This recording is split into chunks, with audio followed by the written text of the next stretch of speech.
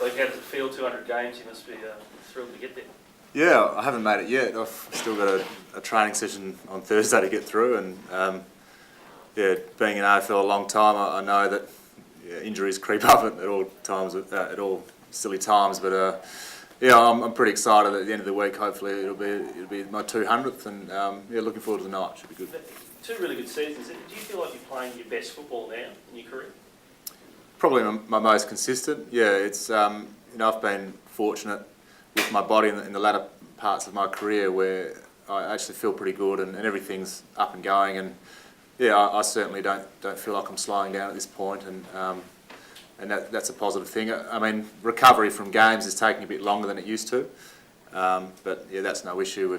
We seem to have enough time between one weekend and the next, so yeah, feel pretty good. When you first came over, injuries were your biggest obstacles. Can you tell us how difficult it was actually to get onto the park? Yeah, it was pretty frustrating. OP was a big feature for me back then, and that was quite frustrating to, particularly there wasn't a lot of understanding about the injury too back in those days. So just trying to get my head around how much work was required to get myself on the park, and seeing other players just run out there and be quite comfortable, and me having to do quite a bit more work behind the scenes to get my body up and going. So that was some pretty hard work early days, but thankfully that's behind me. What are your memories of that whole period, obviously coming from Hawthorn back to Freo? Yeah, it was a long time ago now. I think it's going on 11 years ago that I came back here, and I was enjoying playing in Melbourne, and certainly an exciting city to play football in. But yeah, the lure of playing in front of family and friends back in Perth was too strong, and so I made the decision to come back. And I think it's been the right one. Certainly from a physical point of view, working with some of the medical staff back here, in particular Jeffrey Boyle, our senior physiotherapist, he really managed to get me up and going, and I certainly credit him a lot. You probably answered this question, but even before that, were you hidden in a school game? Can you tell us the story about how the Hawks actually got hold of you? Were you actually hidden, or was there some confusion as to who you were? The way the story went was I wasn't overly keen on a career in AFL, funnily enough, seeing as I've played 13 years now. But back in those days, it might have been I just wasn't sure I was going to get there in the first place, and so I wasn't playing any footy at district level or state level, just playing for my high school, and a few talent scouts had encouraged me to play a single Colts game so that I could be eligible to nominate for the draft. So that was the story, and I only decided to play that game the night before, and so they didn't have time to change the names in the record, so I actually went under a different name, Clint Hopkins. I still remember the name that I was playing under, and I managed to kick 8 and play really well, and I think a lot of the scouts around the country were pretty excited about Clint Hopkins and what he could do, but it turned out it wasn't him at all. And I think, there seemed, from that, there was a bit of a story about, was there some skullduggery going on and all that sort of thing, but no, nothing like that. I was just a bit unorganised and in my approach to coming to the AFL. How do you sum yourself up then as a footballer?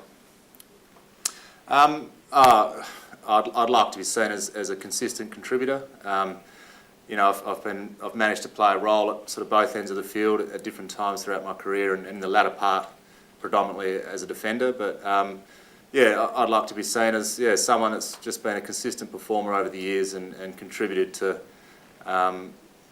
to some of these Fremantle sides that you've seen, and it's been an enjoyable experience, albeit a pretty tough one, given I guess the lack of success at this club over the years. But to play with some guys like Matthew Pavlich and Aaron Sandlands and Anthony Grover, and to spend 12, 13 years with these sorts of players, and you really build some strong bonds of friendship, and it's been a great experience from that point of view. Is there still time then in your career to have that success you crave? Do you still think you've got a couple more years left in you?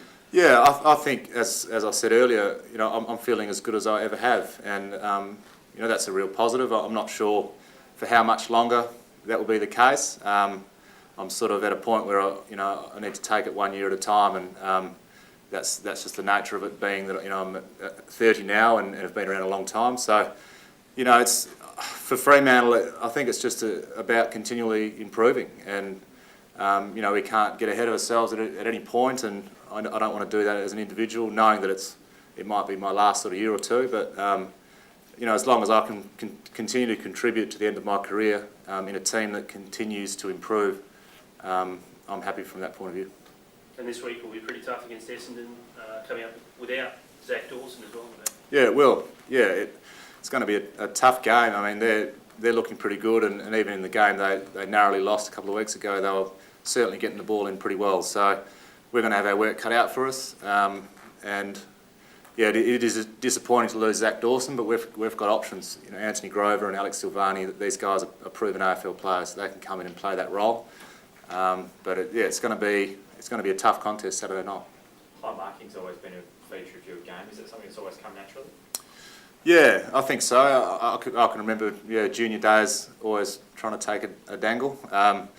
It's not always condoned by coaches, I've noticed throughout my career, but on the odd occasion when all the moons line up, it's certainly great to try and jump at something and hopefully it sticks. What's Ross Lyon's philosophy on it?